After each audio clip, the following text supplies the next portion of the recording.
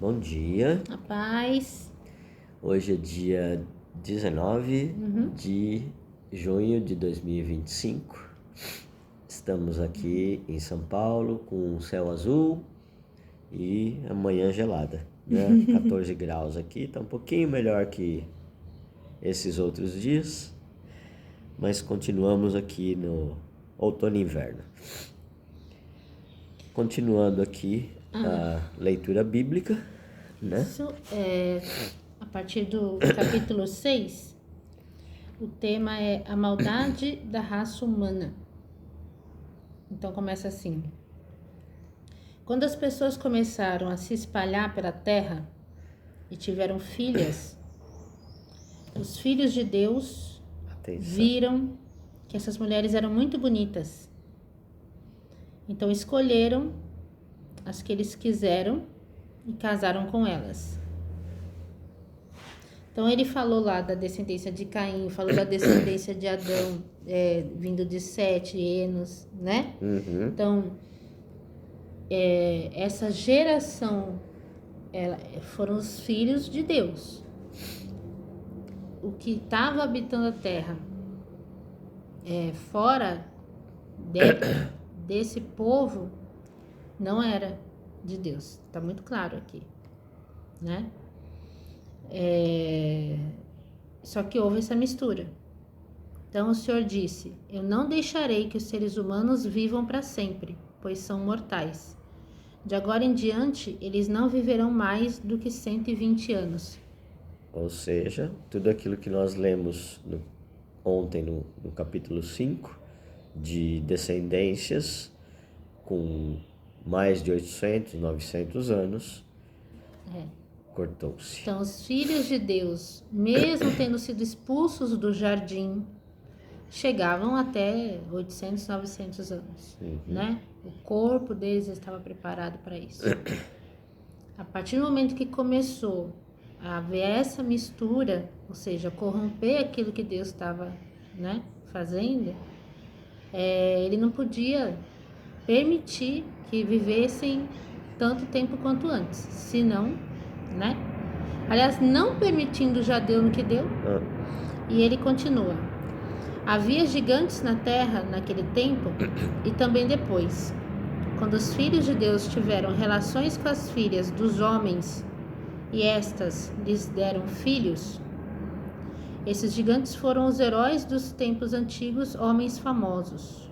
Tá? Então vamos lá nas referências que ele nos deu. Por exemplo, lá em Jó, capítulo 1, versículo 6, que diz assim: chegou o dia em que os servidores celestiais vieram apresentar-se diante de Deus o Senhor, e no meio deles veio também Satanás. Então, olha só, aqui tem duas referências, né? Seres sobrenaturais a serviços de Deus. Ser sobrenatural, adversário das pessoas, como o próprio nome hebraico indica, tá? Essa foi a referência para esses gigantes. Depois ele nos dá também em Jó, capítulo 2, versículo 1. Porque aqui Satanás, quando ele é expulso do céu, ele não tem acesso a Deus a hora que ele quer. Aliás, né? Não tem. Ele não pode voltar para o céu. Ele só tem acesso a Deus na hora do tribunal. E segundo o calendário bíblico, né, existem tempos corretos que se abre, né, para avaliar. Então o tribunal não é só lá no final, depois que a gente morre, tá, gente? E são altares distintos. Exatamente. E então tanto que Jó é prova disso, né? Que chegou o dia em que os servidores celestiais vieram apresentar-se diante de Deus, né? E o Senhor, e no meio deles veio também Satanás. Porque ele vem como acusador no tribunal, querendo falar sobre tudo que a gente está fazendo de errado, né? E que dá legalidade para ele mexer na nossa vida.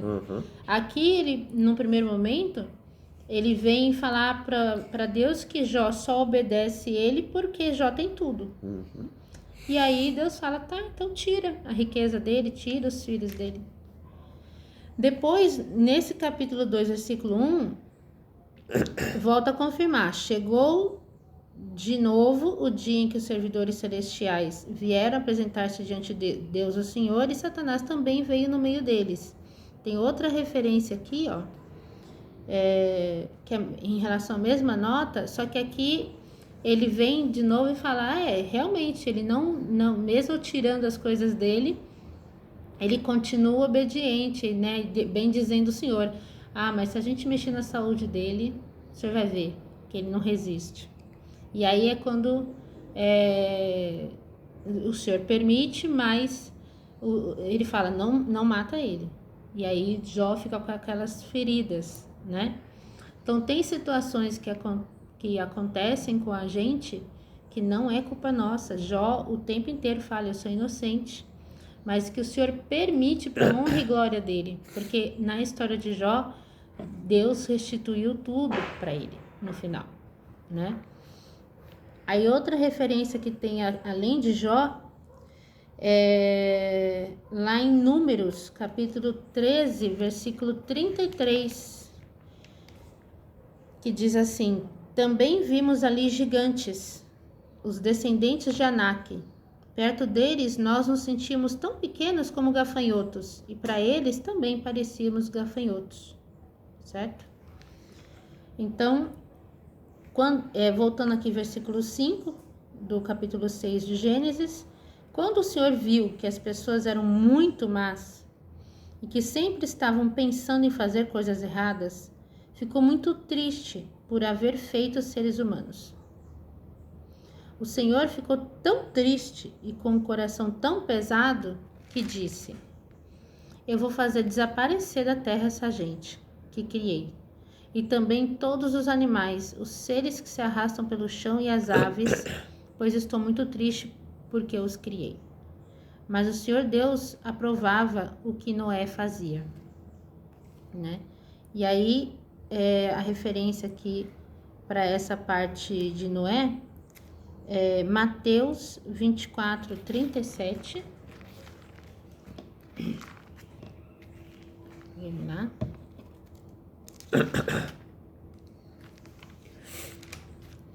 E aqui já dá uma sinalizada daquela conversa de Deus com Abraão, né? Se tiver né, que seja digno, eu não vou destruir, lembra? Né? Então, Mateus 24, 37 diz assim, a vinda do Filho do Homem será como aquilo que aconteceu no tempo de Noé, né? Será como nos dias de Noé. Outra referência também tá em Lucas 17, 26.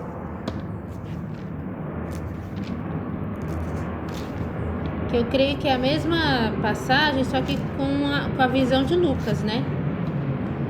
Então, ó, 17, 26 diz assim, como foi no tempo de Noé, assim também será nos dias de antes da vinda do Filho do Homem. E não, é isso. Então, essas são as referências para essa passagem sobre a questão da maldade da raça humana, tá? Bom, só um adendo, um pedido de cuidados, né? Vamos lembrar que os 3 seres celestiais passam pela barraca de Abraão e eles percebe, festeja, convida-os para sentar debaixo da árvore, comer, né? Pede para Sara, sua esposa, fazer as melhores coisas, os empregados pegar não sei se é cabrito ou ovelha, alguma coisa para... Mas o melhor da criação, né? né? E eles dizem, ok, seja feito como você quer, né? E é como se dissesse que são Pai, Filho e Espírito Santo que estavam ali para fazer a sua ronda de, não sei se é a palavra, mas para julgar as para nações, julgar, né? aquelas cidades.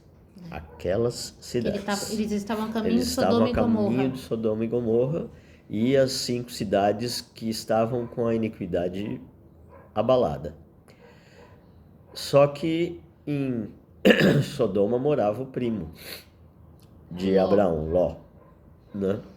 E ele preocupado, porque Deus falando para os seus 2 seres deuses, né? Deus falando com ele mesmo? Diz, poxa, Abraão é meu amigo. É meu amigo. Será que eu não devo dizer o motivo? Tudo bem que na Bíblia... Dizer por que eu estou indo lá, né? A Bíblia, ela é mais robustada, mas a gente está aqui falando uma linguagem mais simples, né? E aí ele diz, e Abraão, preocupado, diz, mas Senhor, o Senhor vai acabar com essa cidade, com tantas pessoas?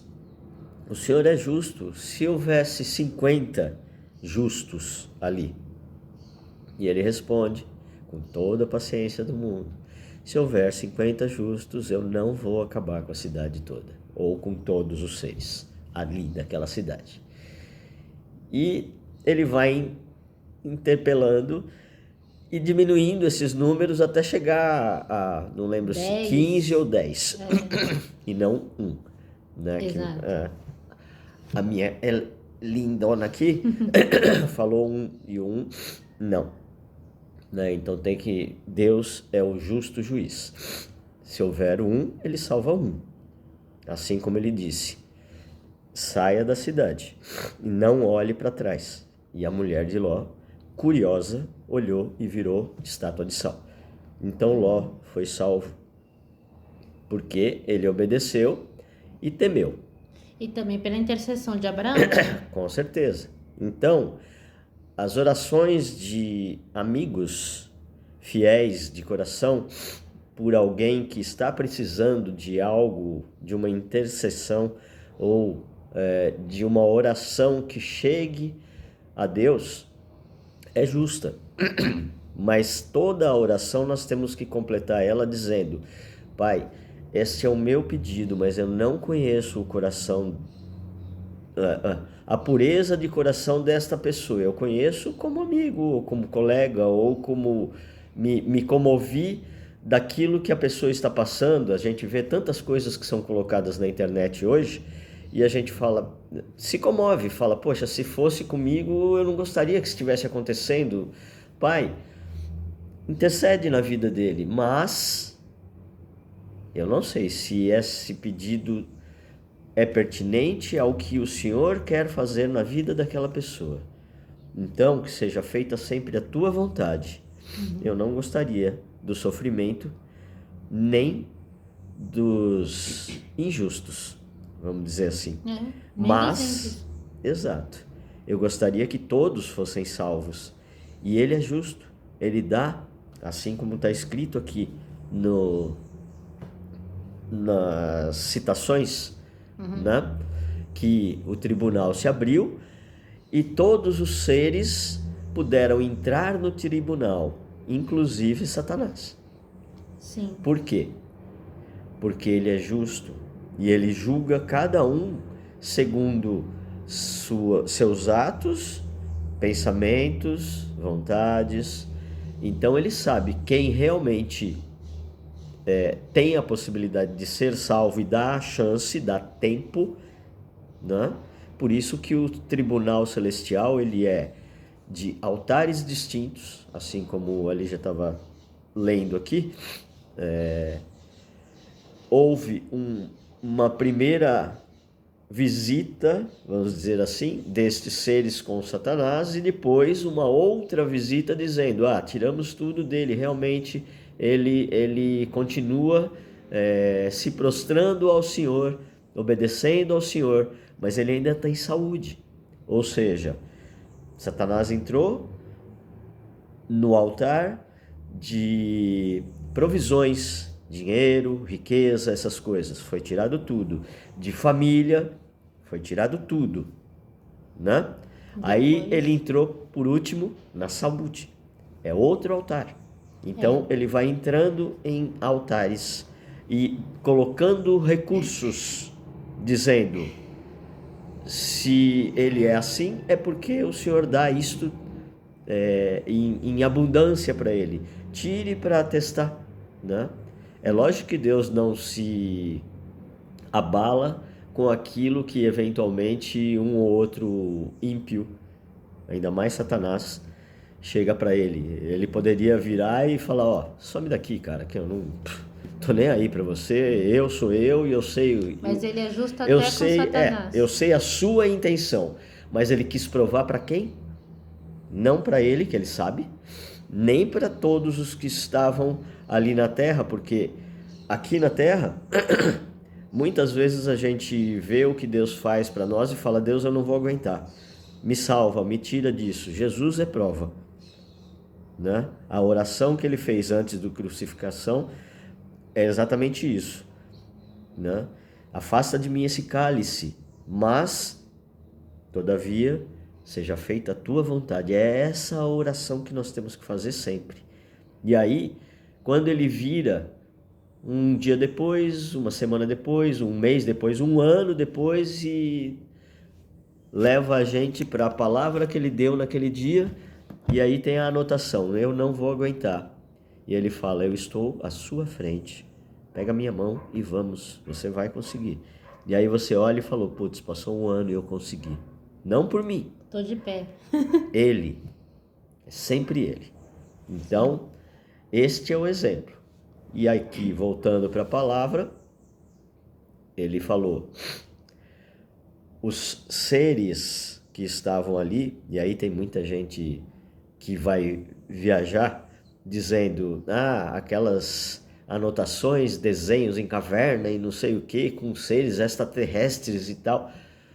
Será que é este o entendimento daqueles desenhos que são vistos em todos os lugares? Ou será que são materializações de seres diferentes da criação humana? Humanos, né?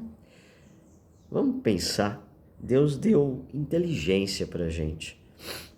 Porque o inimigo, gente, ele é um copiador, tá? Então, nada impede que...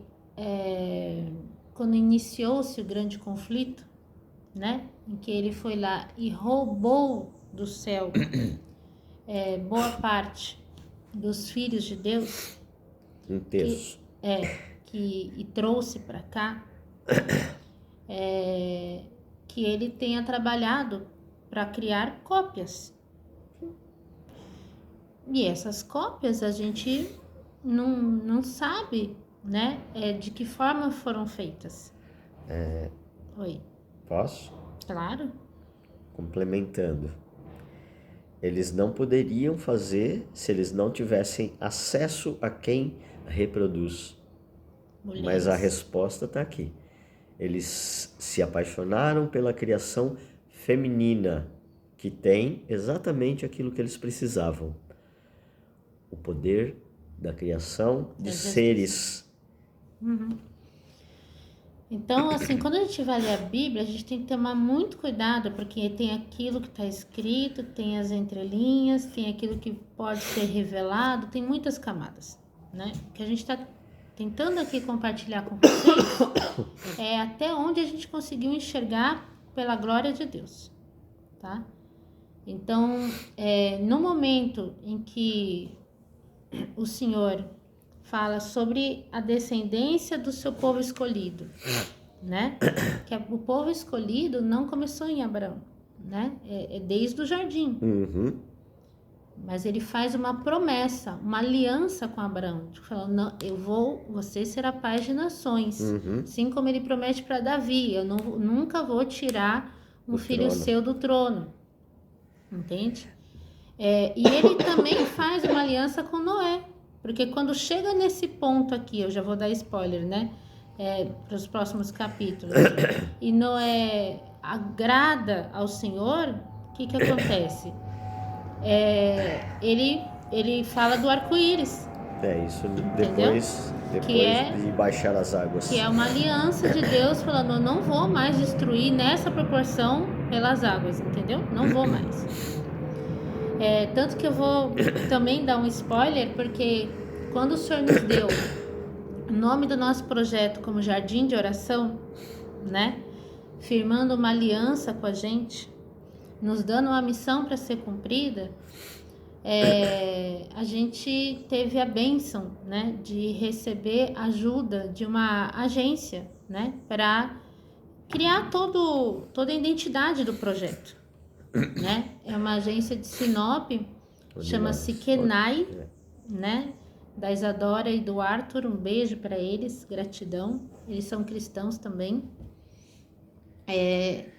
E depois de muita oração, o Senhor colocou, olha, o arco-íris. Eu quero que vocês usem todas as cores do arco-íris nesse projeto, nessa identidade, para recuperar a aliança minha com vocês.